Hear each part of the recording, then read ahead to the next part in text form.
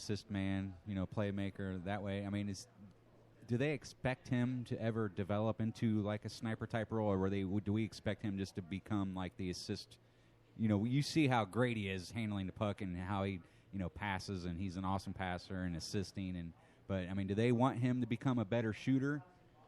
Well, I mean, he only scored 4 goals this year, so obviously you want him to improve. Well, yeah, obviously. His game, though, is set up, right. But because of the way he can set up plays, he will score goals. Yeah. Because the way that he can move the puck around, especially if you can envision him and Stamkos on a line, like that sort of setup guy and that kind of a finisher, those two can work some magic if they can ever get on the same page, if John Cooper can ever, get enough trust in Jonathan Drouin to put him out in a top-line role.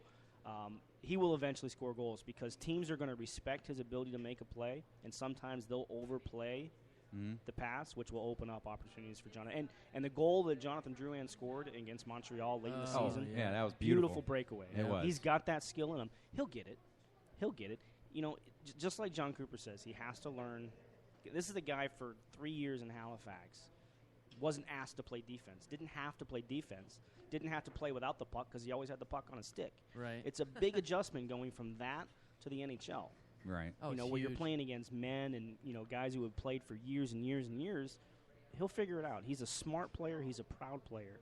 He's going to figure it out. He's going to be a tremendous talent. Yeah, because just watching him, his stick handling is unbelievable. Probably one of the best on the team at his age already. Probably one of the best in the league. Yeah, I mean, that kid, magic. his stick handling is unbelievable. When Marty St. Louis was hanging around in the 2004 season, when he had used his setup man left and right, had some of the most assists, and he reminds me of when Marty would just cut back and just bring the puck around, toe drag. And I mean, his some of his moves we were watching during the playoffs, he didn't play that much, obviously, but it was very, very fun to watch. Ankle breakers. Yeah, ankle breakers. Well, and it ties in, I'm glad that you brought up Marty because people talk about what's wrong with Stamkos. You heard that all year. He didn't have the assists he normally has, didn't have the point total. Then again, nobody really in the NHL had the point totals that they normally do, and a lot of that has to do with the lack of penalties that were called all year. But a guy like Stamkos, with the lineup they had Killorn, Stammer, Cali on that one line for so much of the regular season. Then they make the magical change in the playoffs. They put Stammer on the wing. They put Filppula at center. Surprise, surprise. They start scoring again. Stammer needs that puck carrier. He needs a guy, because that's not his role. They need a guy that skates the puck in the zone. That's what St. Louis did. He draws a defender to him, and then Stammer is able to set up. And I think that's exactly why at that 2013 draft, why they chose Jonathan Drouin over Seth Jones. I think so, too. Because Seth Jones is a rare talent. Yeah. He's a right-handed, big, tremendous skater, big guy, can shoot the puck. You don't pass on those guys too often. But I think they had visions of setup man Jonathan Drouin playing with finisher Steven Stamkos, and I think that's the biggest reason why there was a tie. If there was a tiebreaker, I think that's the reason why they went Drouin over Seth Jones. Good point. So again, because can you imagine Seth Jones and Victor Hedman paired together? Would have loved it. And I was, at the time when they made the pick, I was upset that they passed over Seth Jones, but I agree with you, Eric. I felt like they knew St. Louis' time was coming to a close, so that's why they made the move. But again, the kid's got to play next year. He can't sit on the bench. Yep. You got to live and die by him. You got to let him make mistakes. He's going to play a top 6 role, or at least a top 9. He played most. I mean, think about it. I think he finished 9th in rookie scoring in primarily a fourth-line role playing with Brendan Morrow and Brian Boyle. And that's no knock on Brian Boyle and no knock on Brendan Morrow. Right. But those guys can't skate and keep up with Jonathan Drouin. No, not at all. They don't think the game the way a guy Jonathan Drouin does. You need top skilled players to play with top skilled players. And eventually it's going to happen. If you look at, and this comparison has come up a million times, Nikita Kucherov. He was a consistent scratch. The season before. A lot of defensive mistakes last year. Got too concerned about the offensive side of the net. Didn't take care of the defensive side of the net. Ended up being scratched a lot. Sat in 2 of the 4 playoff games.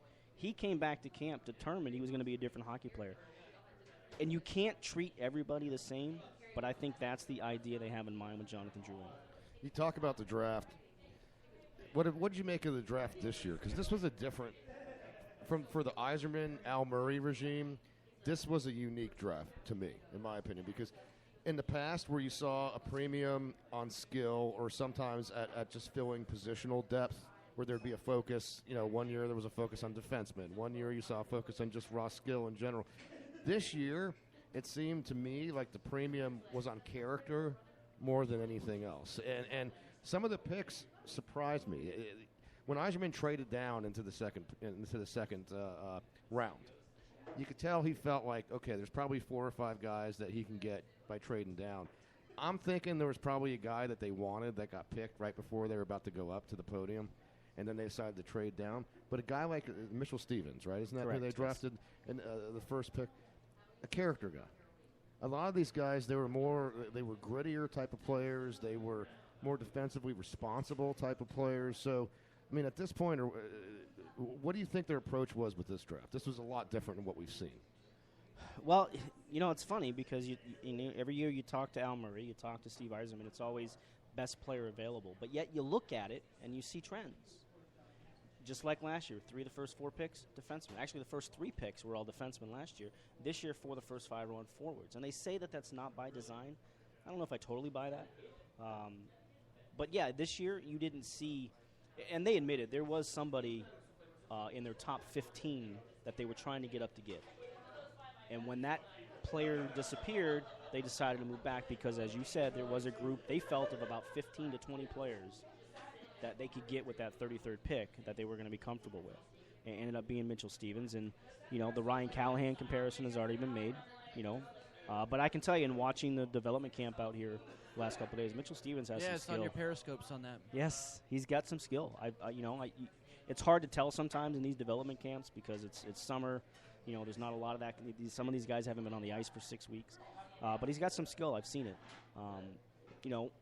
Dennis Jan is a guy who might be the skill guy. He's one of those classic, he's a sniper, but we question his work ethic kind of picks, which is exactly what Nikita Kucherov was his draft year. Ovechkin 2 years ago. If you look at their minor league system, they don't have a lot of grit. And I don't know if this is from John Cooper's influence, because John Cooper talks about it all the time, about grit, and they don't have enough of it. So maybe that was a little bit of it as well. Seemed like a sandpaper draft to me. You know what I mean? It seemed like they were trying to get like you said, the Callahan type and a guy like a Mitchell Stevens. Dennis Jan was really kind of the lone exception in terms of just the skill guy out of that group that they drafted. But, just switch a gear here. We talked earlier, we were talking about successful teams, the cap being what it is. The fact that we're lucky it even went up this year. So the crunch that all these teams face, once your prospects begin to develop and they become these stars, you have this tight window to work with to win that championship. And you look at a team like Chicago, look, they've done a fine job. Stan Bowman's done a fine job of retooling this team, having to deal with these cap issues over the years. But a little more than fine job. Fantastic job. And I would call them a modern-day dynasty in the cap era. But much has been said about this opportunity, this window that the Bolts have. You got guys like Hedman, you got Tyler Johnson, Kucherov, Palat, Bishop. They're all coming to term on their contracts here in the next year or two. Yeah.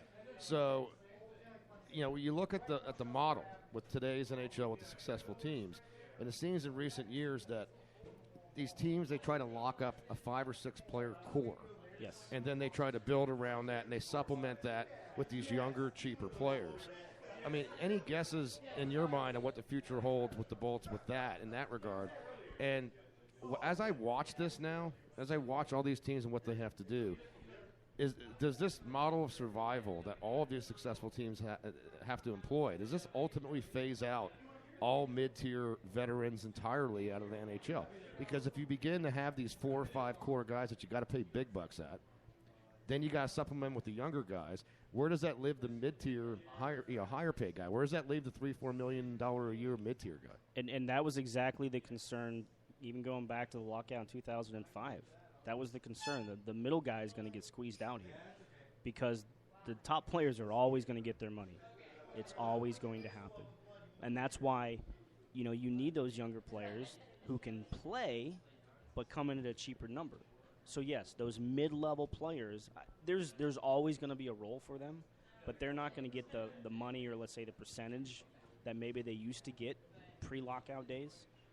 But there's room for them. There's always an opportunity for those kind of players to play. And just not the paycheck. Not the paycheck, yeah, exactly. I think you're seeing the same thing in a lot of sports now. Baseball, very similar. A lot more younger players out there. The mid-level guys aren't getting the $5 and $6 million. I think you even see with football, man. Everybody wants those rookie contracts, I think. Well, and to make it work, especially in the NHL, you have to make sure you identify the right core players. Right. If you make one mistake in identifying what you think is a core player and it turns out not to be, and all of a sudden you've signed him to a 7-year deal, you might not be able to move on. Look at, and it's, Mike Richards signed his contract, pre-lockout, but, he signed that 13-year deal. All of a sudden, at age 30, he can't play anymore. You got to make sure that you can't make a mistake in this day and age. And the Blackhawks have not made a mistake. They identified Taves, Kane, Duncan Keith, Brent Seabrook. Those are the guys they identified. And then they built around them. Marian Hossa's, come in and obviously been a tremendous fit for that organization. So you got to make sure you identify the right guys. And get lucky, and your guys don't get hurt. I mean, there's absolutely. Yeah, I mean, look I think at the injuries Islanders. are so big. The Islanders just this past year stopped paying for Alexei Yashin. Jeez. Wow. Really? Alexei who? Yeah. Holy right. Exactly. Wow. It's been that long. Yes.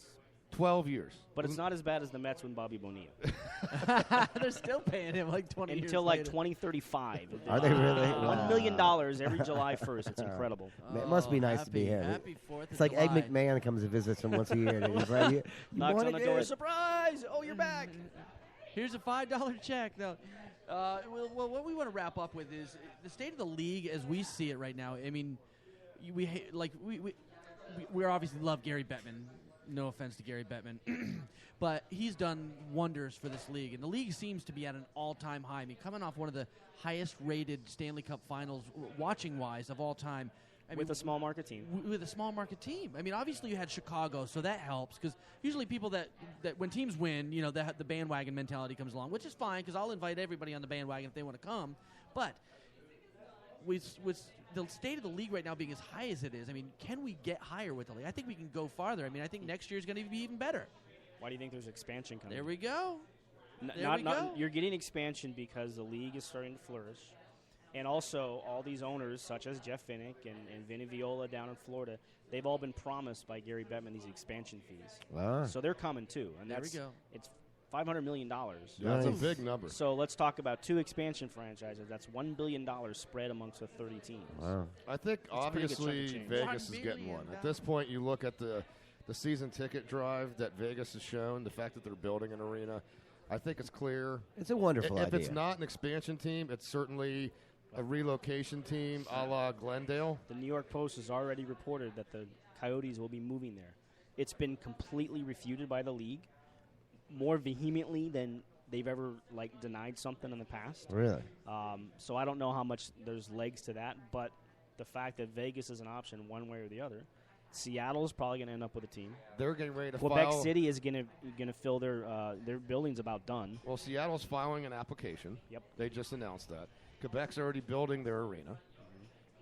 You look at Quebec, they got robbed to begin with. The fact that team moved when it did, it was very similar to the Minnesota North Stars situation. It was bad timing all Minnesota around. got their team back, so Quebec could argue that they want their team back as well. So is that how you see it playing out, Eric? Do you see Phoenix going to Vegas and then the 2 expansion teams being Seattle and Quebec?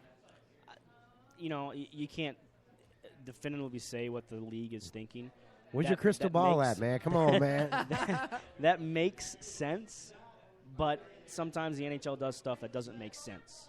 But I do find it hard to believe they wouldn't take the $500 million expansion fee from Quebec City because right. that they're dying. And you're going to get fans, man. I mean, that's going to sell out, right? Quebec can handle another team. And it's an automatic rivalry with the Canadians. Right. You're going to – because they will be called the Nordiques, and it's going to be that bad blood that was brewed up, in the 90s and the 80s between those two teams. Seattle's a natural – I mean, you've even got Kansas City sitting there with an arena just waiting for a tenant to come in and fill it. So, and Mario Lemieux used that as leverage a number of years back when the talk of the Penguins were moving. So they might go beyond just 2 expansion teams. They might go to 3. I mean, who knows? Well, I tell you, if they do expand, all of a sudden the mid-tier guys do have a place to go. There we go. There you go. That's where they're going. And the XFL. No, I'm just kidding. Well, now, I mean, exactly, dude. Now you got some guys to bring in who can teach young guys and get a franchise started with. I mean, that's what you need. Everybody some guys that somewhere. have ideas from other franchises that they played for. I mean, it makes sense.